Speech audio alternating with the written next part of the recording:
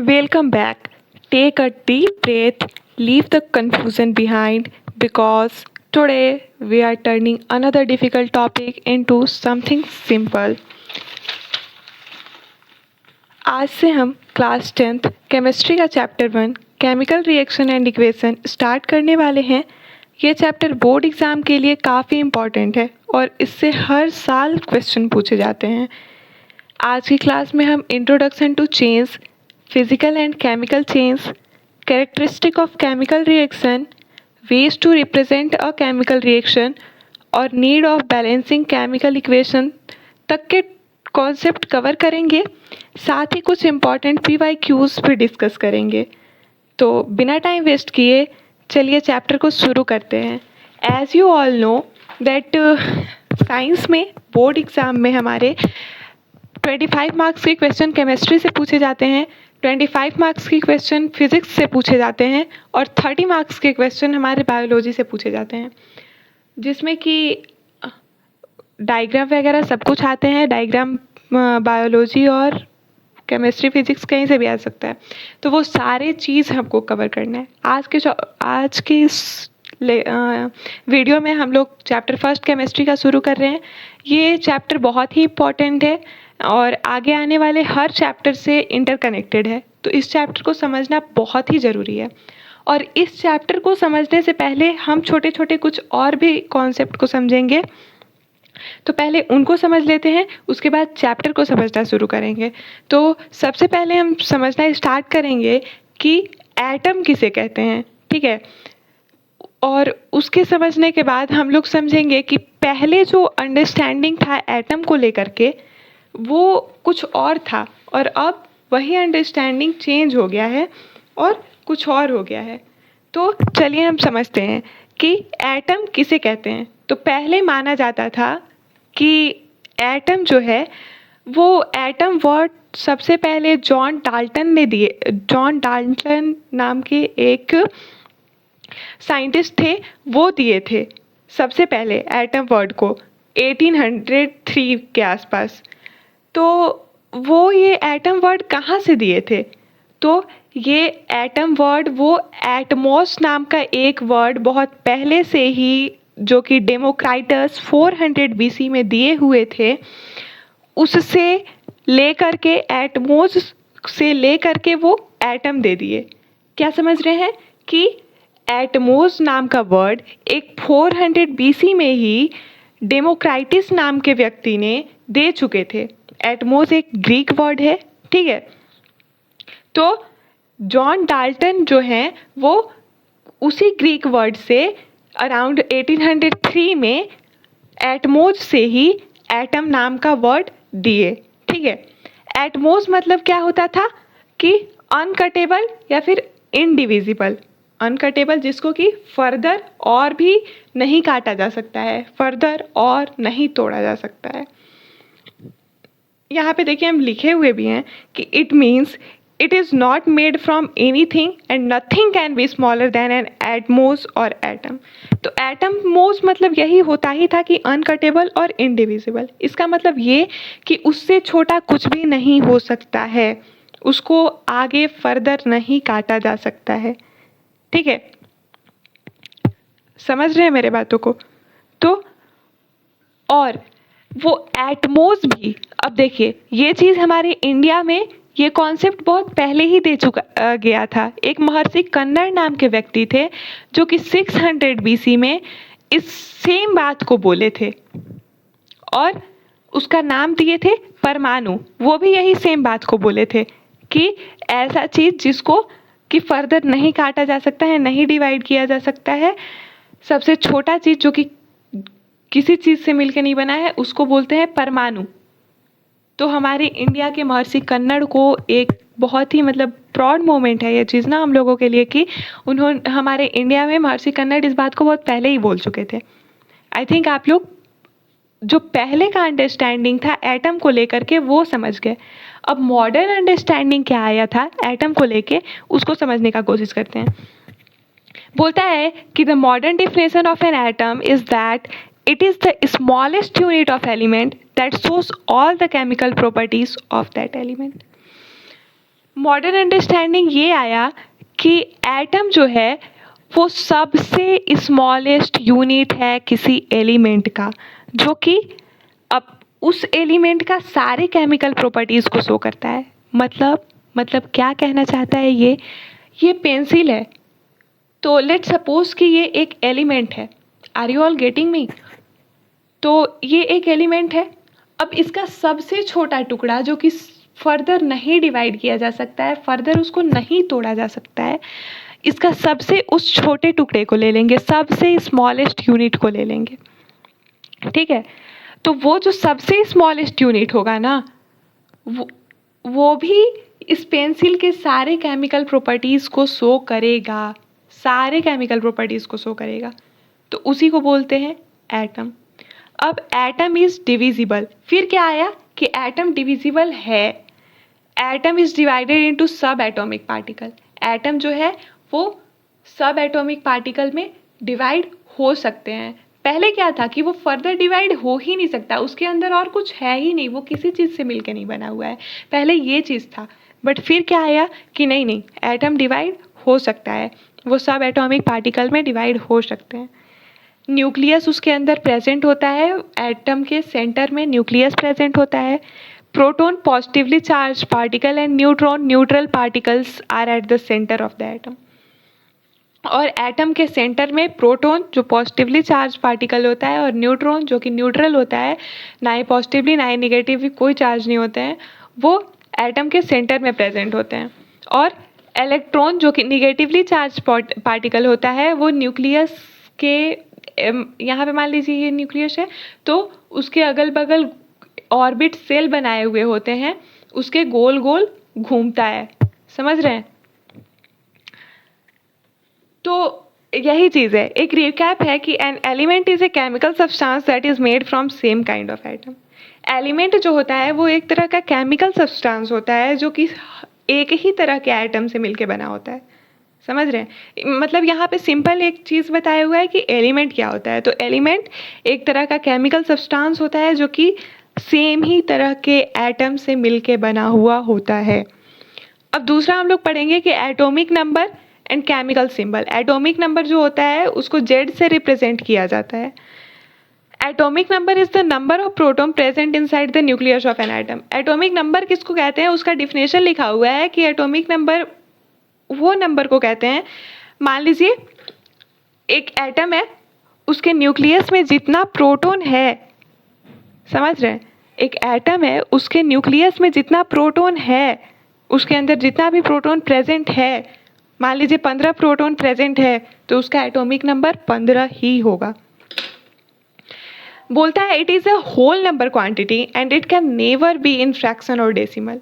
जैसे कि हम लोग फ्रैक्शन मतलब क्या, 2/3 के फॉर्म में, मतलब कि न्यूमरेटर डिनोमिनेटर होते हैं उसमें, और डेसिमल। बट एटॉमिक नंबर कभी भी मतलब होल नंबर के अलावे वो कभी भी फ्रैक्शन या डेसिमल में नहीं हो सकता है।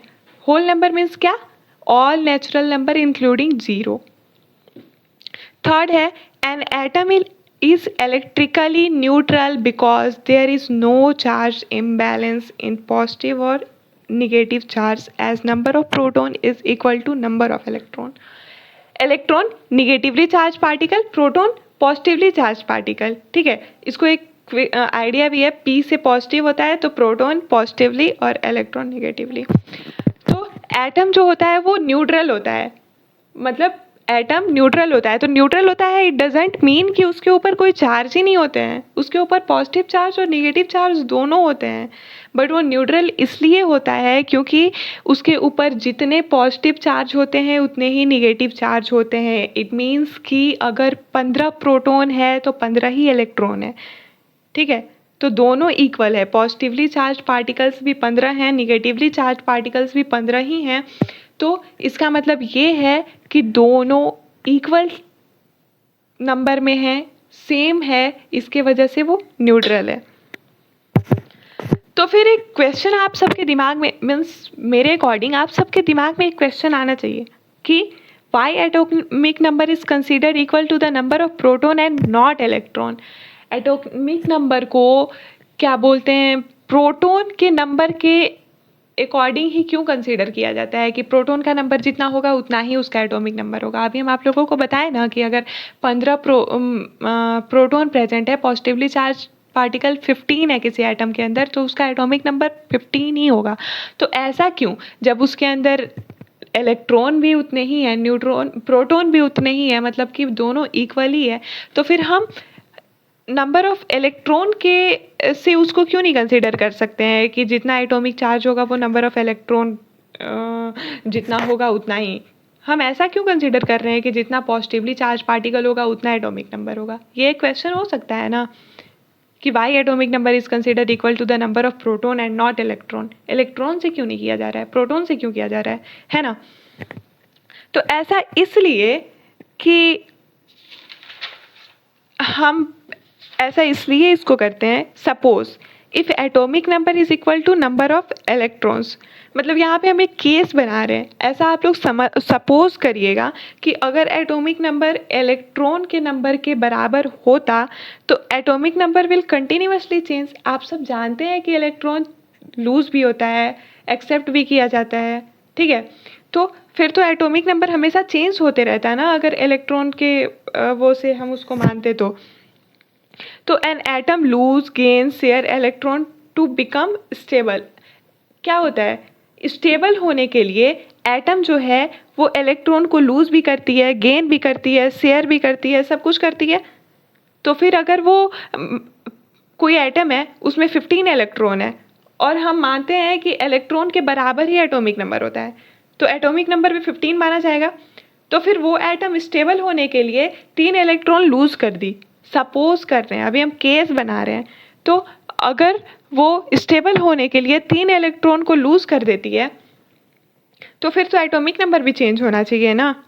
तो to keep atomic number as a fixed quantity, atomic number को एक फिक्स्ड क्वांटिटी में रखने के लिए कि वो एक फिक्स्ड ही है, इतना ही होगा, हम लोग क्या करते हैं, it is considered equal to the number of proton because in chemical reaction they won't have leave the nucleus.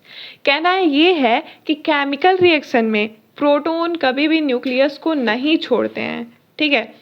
Chemical reaction में प्रोटॉन कभी भी न्यूक्लियस को नहीं छोड़ते हैं। इसके वजह से हम नंबर एटॉमिक नंबर को फिक्स्ड रखने के लिए क्या करते हैं कि वो प्रोटॉन के बराबर मानते हैं। न्यूक्लियर रिएक्शन की बातें नहीं कर रहे हैं, न्यूक्लियर रिएक्शन में प्रोटॉन चेंज होता है लेकिन केमिकल रिएक्शन में नहीं होता है। केमिकल सिंबल किसे कहा जाता है, तो एलिमेंट का शॉर्ट फॉर्म मीन्स उसके नाम का शॉर्ट फॉर्म जो होता है उसको केमिकल सिंबल बोला जाता है, जैसे नाइट्रोजन का N, लेकिन ये क्या लिखा हुआ है, एग्जिस्ट एज N2, मतलब कि नाइट्रोजन के 2 मॉलिक्यूल साथ में मिलके ही क्या बोलते हैं वो एटमॉस्फेयर में एग्जिस्ट करते हैं, मतलब कि रहते हैं। ऑक्सीजन का O2, ऑक्सीजन का केमिकल सिंबल यानी कि शॉर्ट नेम तो O होता है। Are you all getting me what I am saying. तो शॉर्ट नेम तो O होता है बट वो एग्जिस्ट करता है O2 के फॉर्म में, यानी कि ऑक्सीजन के 2 मॉलिक्यूल साथ में जुड़े रहते हैं। पहला 20 एलिमेंट हमको याद होना बहुत ज़्यादा ज़रूरी है। तो पहला 20 एलिमेंट याद करने का एक ट्रिक है, hey Henry listen, BBC news on Friday night, नारियल, मैंगो, आलू, salad, Pepsi, soda, Coca Cola और काजू कतली। हे यानी कि H से hydrogen, Henry helium, listen lithium, BBC यानी तो B से बेरिलियम, नेक्स्ट B से बेरोन और C से carbon, news nitrogen, on oxygen, Friday यानी कि फ्लोरीन, नाइट से न्यूऑन, नारियल सोडियम, मैंगो मैग्नीशियम, आलू aluminium, salad silicon, Pepsi phosphorus, soda sulphur, Coca Cola chlorine और आर्गन, काजू कतली तो के से पोटेशियम और कतली से कैल्शियम। मतलब वो एक लाइन से है, और हाँ एटॉमिक नंबर भी लाइन से ही होते हैं, ठीक है। अगर फर्स्ट है हाइड्रोजन तो उसका एटॉमिक नंबर 1 होगा, सेकेंड है हीलियम तो एटॉमिक नंबर 2 होगा, ये तो पता है ना। तो मेरे ख्याल से वैसे तो मैं सजेस्ट करूँगी कि 30-40 तक याद रहे और सिंबल तो सबका याद ही रहे जितने भी हैं। तो अभी के लिए मैं ये सजेस्ट करूँगी कि आप लोग पीरियोडिक टेबल ले लें, उसमें सारा लिखा हुआ रहता है, वो आप लोगों को हेल्पफुल करेगा और बार बार उसको देखते रहेंगे तो खुद ही मेमोराइज हो जाता है, बट पहला 20 तक कंठस्थ याद रखें। और फिर हम लोग देखते हैं कि एलिमेंट का मतलब मोस्ट ऑफ द एलिमेंट का जो केमिकल सिंबल होता है वो उसके नाम से ही लिया गया होता है, उसका फर्स्ट लेटर केवल या फिर उसका फर्स्ट सेकंड लेटर साथ में ऐसे। बट कुछ ऐसे भी एलिमेंट हैं जिनका केमिकल सिंबल जो है वो लैटिन वर्ड से लिया गया है, यानी कि अगर उसका नाम है सोडियम तो लैटिन में उसका नाम है नेट्रियम, इसके वजह से उसका केमिकल सिंबल लैटिन नेम से लिया गया है, तो Na। तो उस कुछ केमिकल सिंबल यहाँ पे लिखे हुए हैं जैसे कि sodium, potassium, iron, copper, silver, gold, mercury, lead, tin, antimony. और एक और है जो कि है टंगस्टेन, तो टंगस्टेन तो जर्मनी नेम से लिया गया है। तो ये कुछ केमिकल सिंबल हैं जो कि आप लोग स्क्रीनशॉट लेके लिख सकते हैं। ये कुछ केमिकल सिंबल है जो कि लैटिन और जर्मन नेम से लिया गया है। और बाकी बोरबरी रूल यही था कि the maximum number of electron that can be accommodate in a cell is given by the formula 2n square. Moreover, filling of electron always start from inner cell, that is K, followed by L, M and goes on. बोलता है कि सबसे ज़्यादा maximum number of electron जो कि cell में accommodate मतलब cell में रह सकते हैं, बहुत सारे सेल होते हैं ना, के, एल, एम, एन, आगे ऐसे कंटिन्यू होते जाता है। तो वही बोल रहा है कि किसी एक सेल में मैक्सिमम नंबर ऑफ इलेक्ट्रॉन जितना रह सकते हैं वो इस फॉर्मूला पे रहते हैं कि 2n स्क्वायर। ठीक है, तो और इलेक्ट्रॉन का फिलिंग इनर सेल से स्टार्ट होता है, यानी कि के सेल से, और फिर आगे चले जाता है, आगे चलते जाता है, चलते जाता है, चलते जाता है। ठीक है, एन किसको कंसीडर करेंगे, एन किसको बोलेंगे, यहाँ पे 2n स्क्वायर तो आप फॉर्मूला समझ गए। एन किसको बोलेंगे, तो एन यानी कि फर्स्ट सेल के लिए N1 कंसीडर किया जाएगा, सेकंड सेल के लिए N2, थर्ड सेल के लिए N3, फोर्थ सेल के लिए N4। यही था कुछ। और आप लोगों को एक होमवर्क है, मीन्स आप लोग इस पर रिसर्च करिएगा। वैसे हम नेक्स्ट वीडियो में इस टॉपिक को क्लियर करेंगे, बट अभी हम आप लोगों को ये दे रहे हैं। आप लोग इस पर रिसर्च करिएगा कि ये कॉन्सेप्ट को कौन दिया था, मतलब ये कॉन्सेप्ट जो दिए थे उन्होंने के से ही क्यों शुरू किया। ए से भी तो शुरू कर सकते थे, अल्फ़ाबेट तो ए से स्टार्ट होते हैं ना।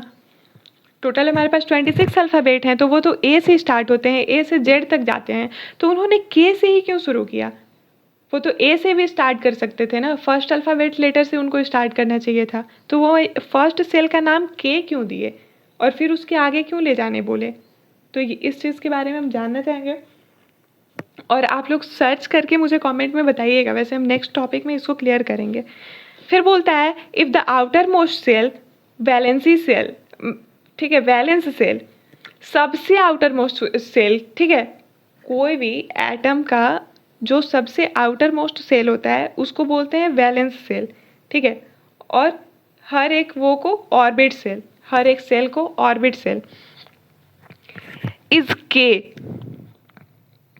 ठीक है, not have more than 2 electron but other than के not have more than 8 electron and the next inner cell to it, that is penultimate cell, cannot have more than 18 electron।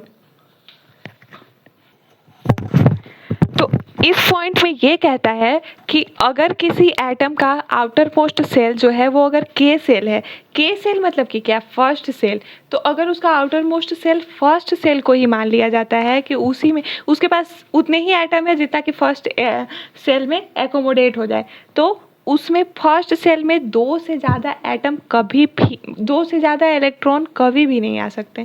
तो अगर उसका वैलेंस सेल यानी कि outer most shell यानी कि last cell जो है वो अगर के सेल है तो उसमें 2 से ज़्यादा इलेक्ट्रॉन नहीं आएंगे, 2 ही रहेंगे।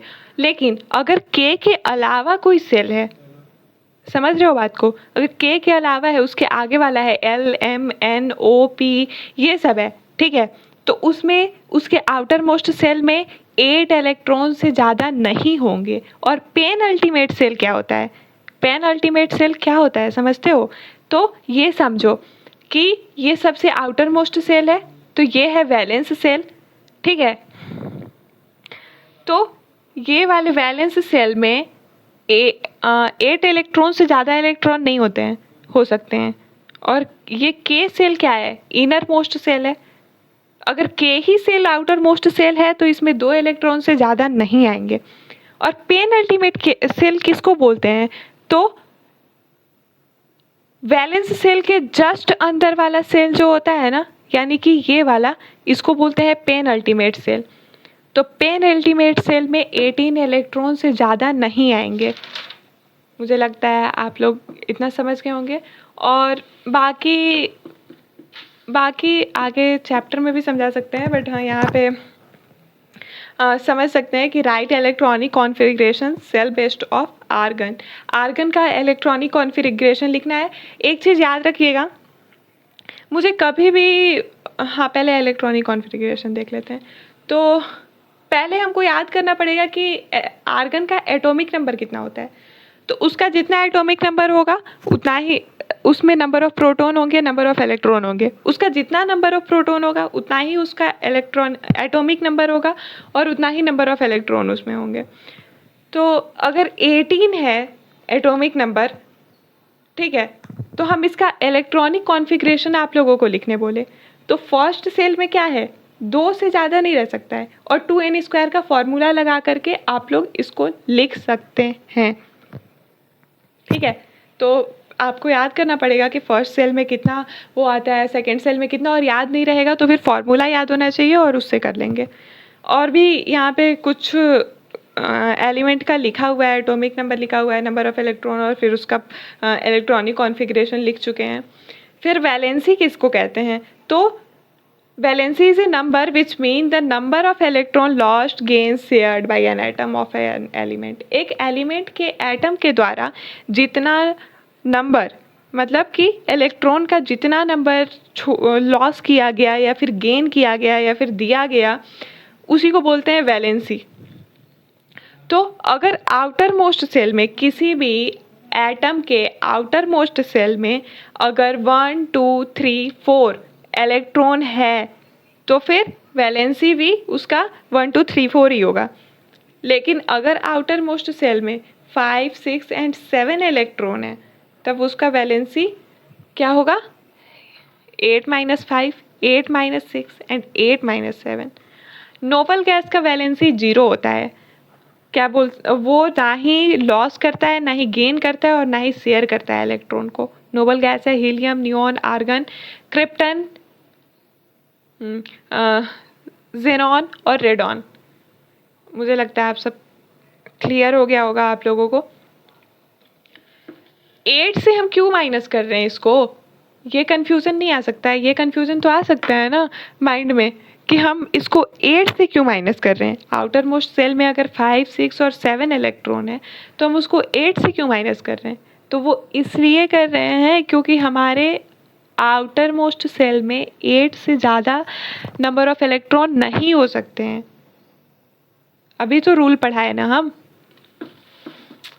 और फिर यही है, हमें किसी भी, मतलब वो जैसे प्रैक्टिस कर सकते हैं कि केमिकल फार्मूला कैसे लिखेंगे कंपाउंड का, होता है ना कि केमिकल फार्मूला कैसे लिखा जाता है। तो केमिकल फार्मूला लिखने के लिए आपको केमिकल सिंबल और वैलेंसी याद होना चाहिए, तभी आप केमिकल फार्मूला लिख सकते हैं। जैसे कार्बन डाइऑक्साइड का केमिकल फार्मूला CO2 होता है ना, तो वो इसलिए क्योंकि कार्बन का वैलेंसी 4 होता है और ऑक्सीजन का 2, तो कटेगा 2 और 2, 2 से 1 और ये 2 से 2 टाइम्स में, फिर क्रिस और क्रॉस O2 और C1O2, तो इसको CO2 लिख देंगे कार्बन डाइऑक्साइड। तो वैलेंसी और केमिकल सिंबल याद होना चाहिए। और हाँ, एक और चीज़ कि ऐसा बिल्कुल भी नहीं है कि एक एलिमेंट का एक ही वैलेंसी हो,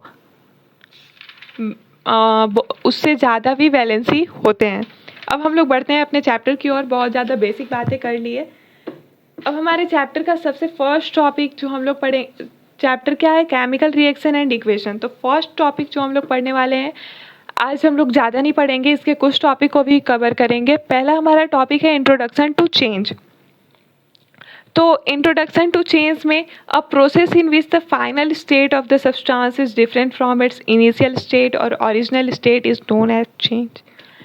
बोलता है कि देखो, किसी भी सब्सटेंस का जो फाइनल स्टेट आ रहा है, ठीक है, मान लो हम शरबत बना रहे हैं, ठीक है, तो उसमें हम बहुत सारे इंग्रेडिएंट ले रहे हैं, उसमें काम कर रहे हैं, उसको घोल रहे हैं, फिर कुछ भी कर रहे हैं, तो उसका फाइनल स्टेट कुछ और आ रहा है, उसका इनिशियल स्टेट यानी कि स्टार्टिंग स्टेट कुछ और था, तो वो चेंज हुआ ना, उसमें चेंज आया ना। तो यही बोल रहा है कि जो फाइनल रिजल्ट आ रहा है काम करने के बाद, वो अगर इनिशियल स्टेट से अलग आ रहा है, यानी कि जैसा शुरू में था उससे अलग आ रहा है, तो इट मीन्स कि उसमें चेंज हुआ है, वो चेंज है। चेंज दो तरह के होते हैं, एक फिजिकल चेंज होते हैं और एक केमिकल चेंज होते हैं, ठीक है। तो हमको अभी केमिकल चेंज ही पढ़ना है, बट हम फिजिकल चेंज भी थोड़ा सा पढ़ा दे रहे हैं।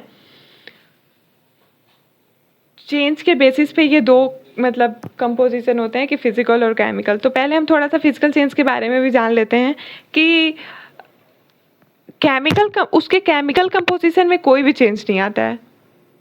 क्या बोलना चाहती हूँ कि उसके केमिकल कंपोजिशन में कोई भी चेंज नहीं आता है, उसके सिर्फ शेप में, साइज में या फिर फिजिकल स्टेट में चेंज आता है। Physical state, what do you mean by physical state? Physical state यानी कि सॉलिड, लिक्विड और गैस। अगर वो सॉलिड में है तो लिक्विड में चेंज हो सकता है, गैस में हो सकता है, लिक्विड में है तो सॉलिड में हो सकता है, गैस में हो सकता है, और गैस में है तो लिक्विड में हो सकता है, सॉलिड में हो सकता है, इस तरह से उसका फिजिकल स्टेट में, या फिर शेप या साइज में।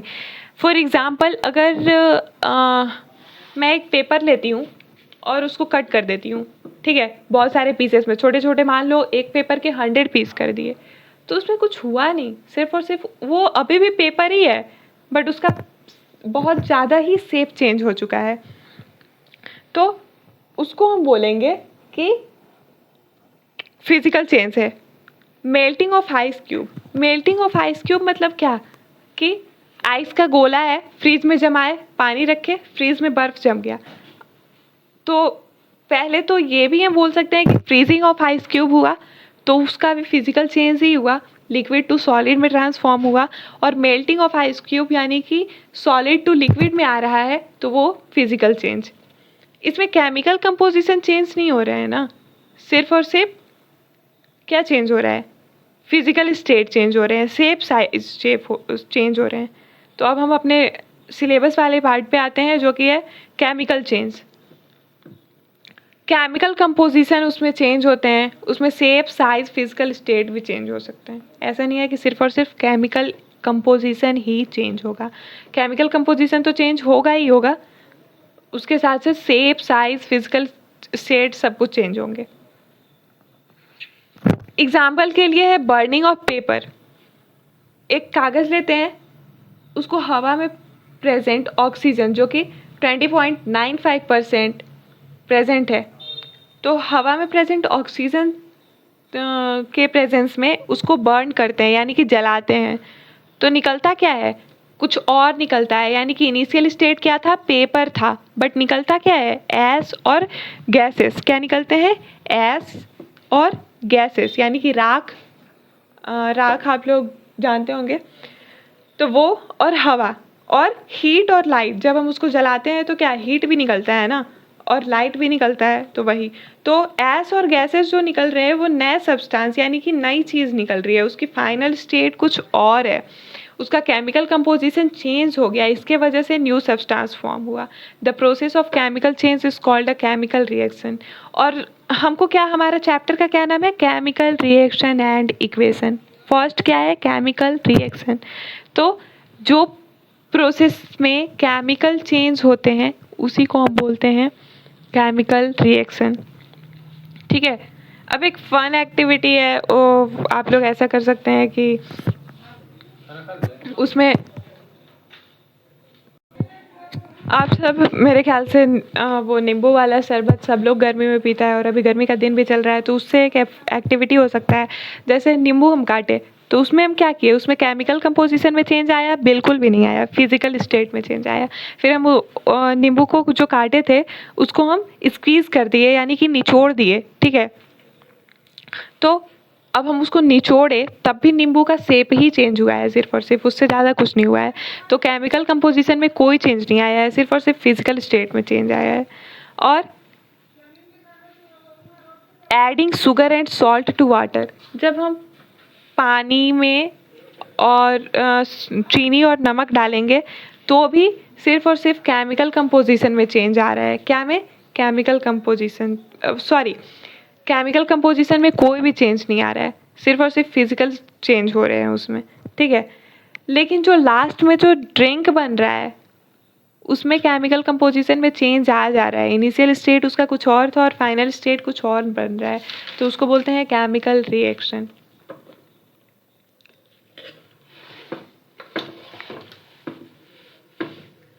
अब बोलता है, एक नोट डाउन करने वाली बात है, वही फन एक्टिविटी से रिलेटेड है कि digestion of lemonade means how your body breaks down and absorb lemonade after you drink it. बोलता है कि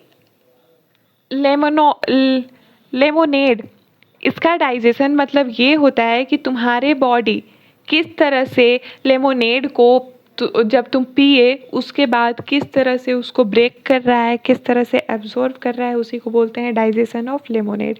Yes, the chemical composition of lemonade changes during digestion because complex sugar are broken into simple sugar by enzymes. अब सबको ये चीज़ पता है कि while the process of digestion हमारा क्या होता है, ये बायोलॉजी में एक चैप्टर है लाइफ प्रोसेस, उसमें आप लोग पढ़ेंगे डाइजेशन के प्रोसेस के टाइम कॉम्प्लेक्स चीज़ों को सिंपल चीज़ में तोड़ा जाता है।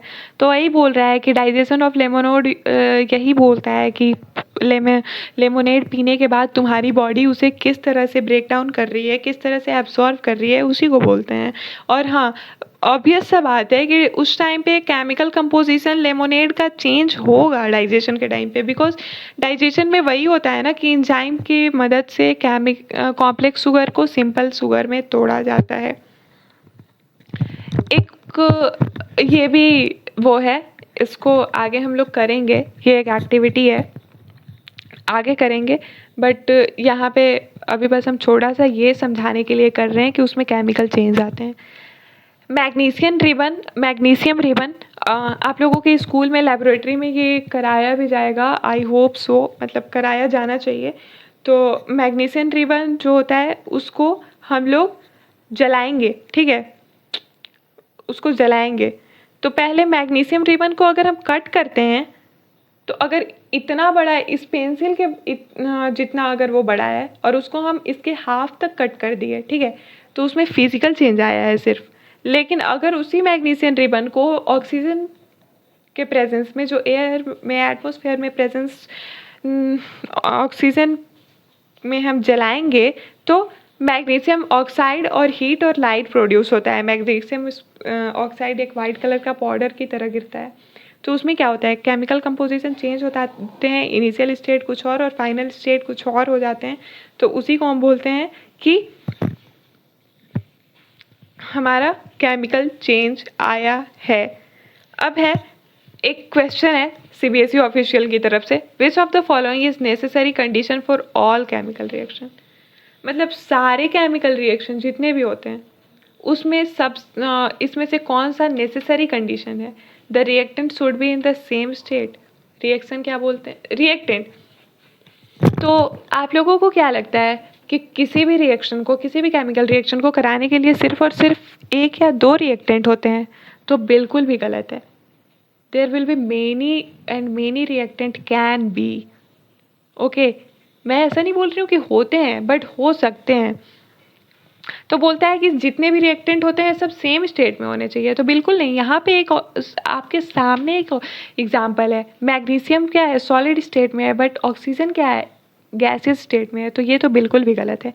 Energy should be supplied to reactant. ये ज़रूरी नहीं है कि रिएक्शन कराने के लिए रिएक्टेंट में एनर्जी डालना ज़रूरी नहीं है, बिल्कुल भी नहीं है, ठीक है। The reactant should be at the same temperature. और ऐसा भी नहीं है कि अगर मैग्नीशियम जो है वो 22 डिग्री सेल्सियस के टेम्परेचर पे है तो ऑक्सीजन भी उतना ही में होना चाहिए। ये ज़रूरी नहीं है कि जितने भी रिएक्टेंट हैं सारे सेम टेम्परेचर पे होने चाहिए। There should be physical contact between the reactant. हाँ, ये तो होना चाहिए। अगर हमको केमिकल रिएक्शन कराना है किसी 2 चीज़ों में, 5 चीज़ों में, 8 चीज़ों में, 10 चीज़ों में, कितने भी चीज़ों में केमिकल रिएक्शन कराना है, तो उन दोनों के बीच में फिजिकल टच तो होना चाहिए, उन दोनों को आपस में टच तो होना चाहिए, तभी हो सकता है। अब दूसरा है characteristic of chemical reaction. Chemical reaction के 5 कैरेक्टरिस्टिक होते हैं, पहले हम लोग उसको पढ़ लेते हैं।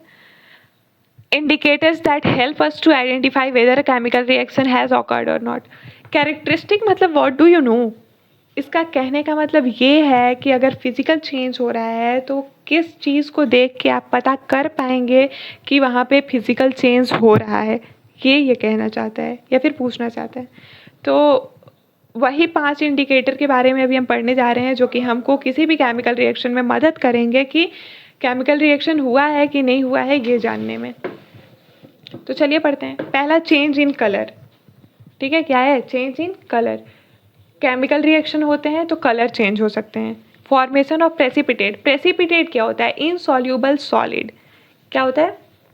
इनसॉल्यूबल सॉलिड, यानी कि जो कि पानी में नहीं घुलता है और सॉलिड पदार्थ फॉर्म हो जाता है रिएक्शन के बाद। अगर इनसॉल्यूबल सॉलिड फॉर्म हो जा रहा है रिएक्शन के बाद तो उसको बोलते हैं प्रेसिपिटेट, फॉर्मेशन ऑफ प्रेसिपिटेट। और अगर वैसा फॉर्म हो जा रहा है इसका मतलब कि वो केमिकल रिएक्शन है, वो फिजिकल चेंज नहीं है।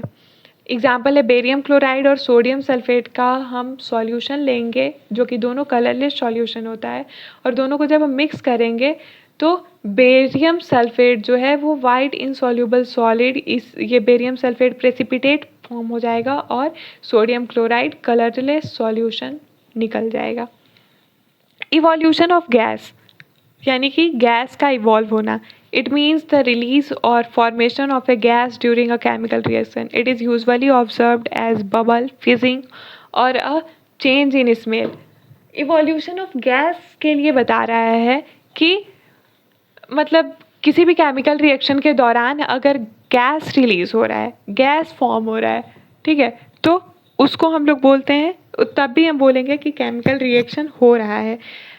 और गैस फॉर्म बबल्स के रूप में हो सकता है, ठीक है, कोई भी सॉल्यूशन है उसमें बबल्स आने लगा, गैस रिलीज हो रहा है, फिजिंग हो सकता है, और या फिर उसके स्मेल में चेंज आ जाना, ये भी है।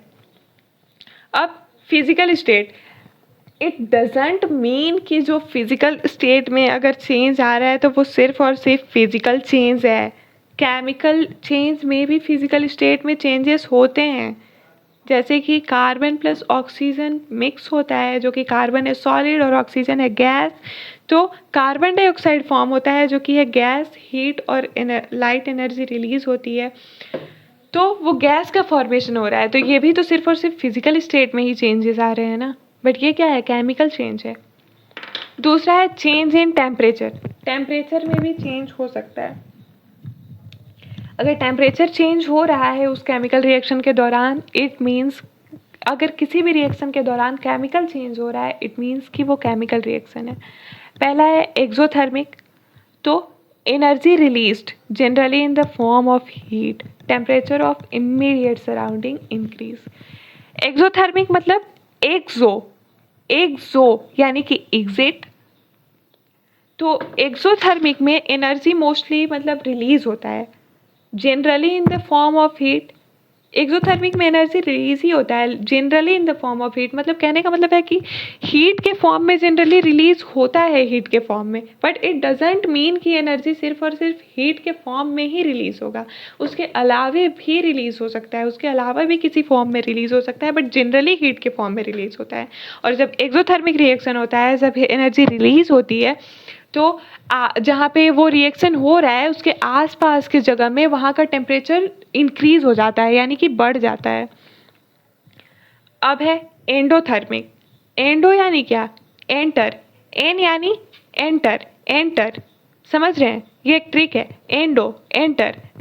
तो एंडोथर्मिक में एनर्जी एब्जॉर्ब होता है generally in the form of heat.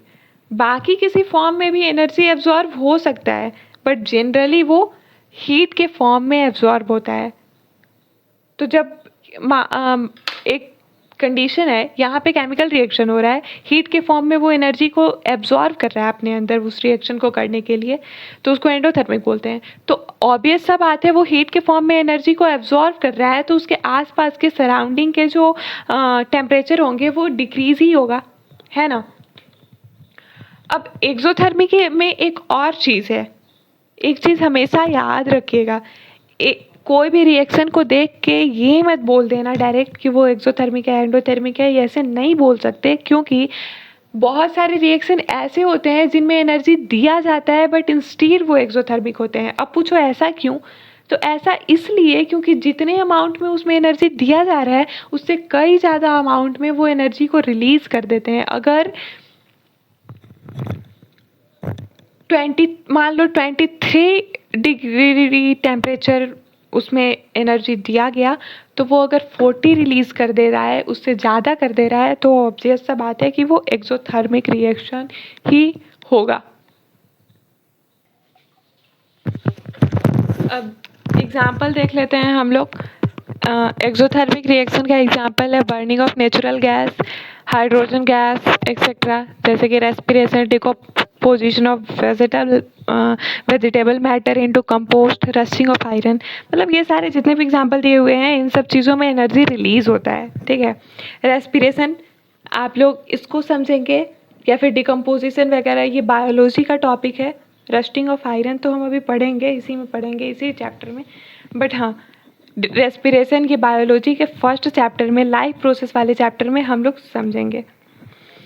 Endothermic का कुछ एग्जांपल है, जैसे कि फोटोसिंथेसिस, उसमें हम एनर्जी देते हैं, और हीट के फॉर्म में तो वहाँ एनर्जी नहीं देते, बट लाइट एनर्जी ये सब देते हैं, तो उसको electrolysis of water, thermolysis of lead nitrate, calcium carbonate, photosynthesis of silver chloride and silver bromide, photolysis.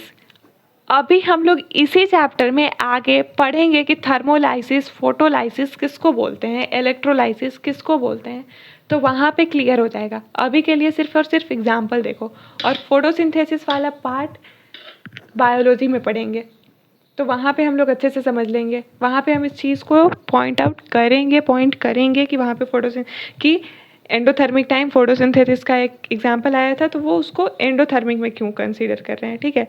तो बट इलेक्ट्रोलिसिस, थर्मोलाइसिस और फोटोलाइसिस हम इसी चैप्टर में पढ़ेंगे आगे। अब हम कुछ सीबीएसई के PYQs को देखते हैं, 2 है, ज़्यादा नहीं, बट हम देख लेते हैं एक बार। इस तरह के क्वेश्चंस एग्ज़ाम में जनरली पूछे ही जाते हैं। ये प्रीवियस ईयर के क्वेश्चन है, ये इसको बहुत बार सीबीएसई पूछ चुकी है, ये बहुत ही अच्छा ये दोनों क्वेश्चन है, इसकी वजह से हम भी यहाँ पे लाए हुए हैं। और क्वेश्चन का प्रैक्टिस तो ऑब्वियसली करना ही पड़ेगा, जैसे आप लोग देख रहे हैं कि क्लास 10th का क्वेश्चन बहुत ही टफ आ रहा है। In which one of the following situation a chemical reaction does not occur. यहाँ पे 4 ऑप्शन दिया हुआ है और पूछ रहा है कि इन चारों में से किस में केमिकल रिएक्शन नहीं हुआ है। फिजिकल रिएक्शन हो सकता है, कुछ भी हो सकता है, बट केमिकल रिएक्शन नहीं हुआ है। तो बोलता है कि milk is left open at room temperature during summer. तो आप सबको अच्छे से पता है कि अगर हम दूध को ऐसे ही, रॉ मिल्क को अगर हम ऐसे ही रूम टेम्परेचर पे ही छोड़ देते हैं, ठीक है, बाहर, तो वो ऑब्वियस सा बात है कि मिल्क जो है वो उसमें लैक्टोज होते हैं, तो वो लैक्टोबैसिलस बैक्टीरिया उस पर रिएक्ट करके और वो लैक्टिक एसिड में फॉर्म हो जाता है, तो उसमें न्यू सब्सटेंस फॉर्म हो जाता है, तो इसकी वजह से वो तो केमिकल चेंज है, तो ये नहीं होगा। फिर सेकेंड आता है ग्रैप्स गेट फर्मेंटेड। तो ग्रैप्स गेट फर्मेंटेड मतलब फर्मेंटेशन हो जाता है, उस पर ईस्ट जो है वो रिएक्ट करते हैं और एथेनॉल और CO2 रिलीज होता है, तो ये भी नहीं। फिर दूसरा है an iron nail is left expose to humid atmosphere. बोलता है कि आयरन नेल मतलब क्या, लोहे से बना हुआ कोई भी चीज़, कांटी जो घर में लगता है वो आप सब जानते होंगे, उसको अगर हम एक ह्यूमिड यानी कि नमी भरे एटमॉस्फेयर में बाहर ऐसे ही छोड़ देते हैं, तो उस आयरन पे वाटर वेपर और ऑक्सीजन रिएक्ट करेगा और रस्ट का फॉर्म होगा। और अभी हम रस्टिंग सबसे लास्ट टॉपिक है इस चैप्टर का, उसको हम लोग अगले वीडियो में कवर करेंगे तो वहाँ पे अच्छे से समझ में आएगा। बट अभी ये चीज़ समझो, उसके ऊपर न्यू सब्सटेंस का फॉर्म हो जाएगा, तो ये भी केमिकल चेंज है। ये तीनों केमिकल चेंज है क्योंकि न्यू चीज़ का फॉर्म हो रहा है एट लास्ट में। बट बोलता है मेल्टिंग ऑफ ग्लेशियर। ग्लेशियर क्या है? वो एक सॉलिड सब्सटेंस में पानी ही है, तो उसको मेल्ट कर रहा है तो वो लिक्विड में फॉर्म हो रहा है, वहाँ पे सिर्फ और सिर्फ फिजिकल स्टेट चेंज हो रहे हैं। तो वही ये करेक्ट ऑप्शन है, क्योंकि क्वेश्चन यही पूछा था कि कौन सा ऐसा ऑप्शन है जिसमें कि केमिकल रिएक्शन नहीं हो रहा है। अब मेरा दूसरा क्वेश्चन है, which of the following is not an example of an exothermic reaction. Exothermic का रिएक्शन का एग्जाम्पल इसमें से कौन सा नहीं है? 4 एग्जाम्पल दिया हुआ है। अब अगर अभी तुम्हें याद होगा, अगर जो एग्जाम्पल मैं तुम लोगों को बताई थी अगर याद होगा तो ऑब्वियस सा बात है तुम लोग के दिमाग में क्विकली तुरंत आंसर आ जाएगा कि कौन सा नहीं है, कौन सा आंसर होगा, सही होगा। बट अगर नहीं याद होगा तो मैं बताती हूँ, बर्निंग ऑफ नेचुरल गैस। तो यहाँ क्या पूछा है कि एग्जाम्पल नहीं है एक्सोथर्मिक रिएक्शन का। एक्सो मतलब एग्जिट ऑफ एनर्जी, जिसमें कि रिलीज होता है हीट के फॉर्म में, ठीक है, और दूसरे फॉर्म में भी रिलीज होता है, ऐसा नहीं है, उसको भी कंसीडर किया जाता है। तो natural gas, burning of natural gas का बर्न होना, वो क्या है? Exothermic reaction. ऑलवेज एक्सोथर्मिक होगा। बर्निंग, अगर किसी चीज़ जल रही है तो वो हमेशा एक्सोथर्मिक ही होगा। रेस्पिरेशन, बायोलॉजी के फर्स्ट चैप्टर में हम लोग पढ़ेंगे, वहाँ भी एनर्जी रिलीज होती है। Decomposition of vegetable matter into compost, वहाँ भी एनर्जी रिलीज होती है। बट फोटोसिंथेसिस ये एंडोथर्मिक रिएक्शन है, इसमें एनर्जी लेता है, सनलाइट एब्जॉर्ब होता है। छोटा सा नॉलेज के लिए बता दें कि फर्स्ट क्वेश्चन में ऑप्शन ए एंड बी जो है वो एनएरोबिक रेस्पिरेशन है, ठीक है, इसको याद रखना, कहीं पे नोट डाउन कर लेना।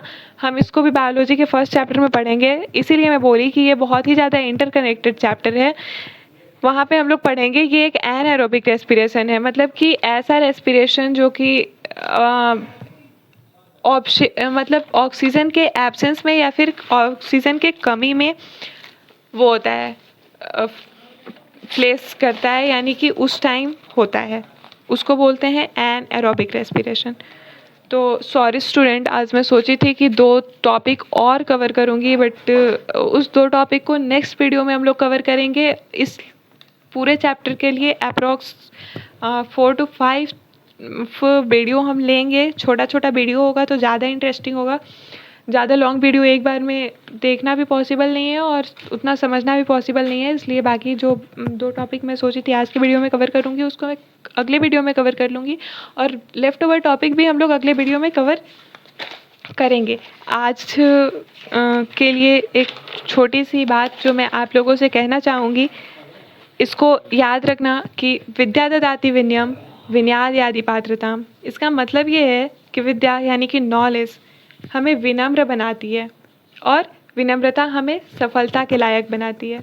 स्टूडेंट्स याद रखिए, मार्क्स इम्पॉर्टेंट है लेकिन उससे भी ज़्यादा इम्पॉर्टेंट है नॉलेज, क्योंकि विद्या सिर्फ एग्ज़ाम पास करने के लिए नहीं बल्कि एक अच्छा इंसान बनने के लिए होती है। तो होप सो कि आप सब इस बात को फॉलो करेंगे और आप सब नॉलेज इसलिए नहीं गेन करेंगे कि हम एग्ज़ाम पास कर लें, बल्कि विनम्र बनेंगे, जो कि आपको सफलता की ओर लेके चल जाएगी।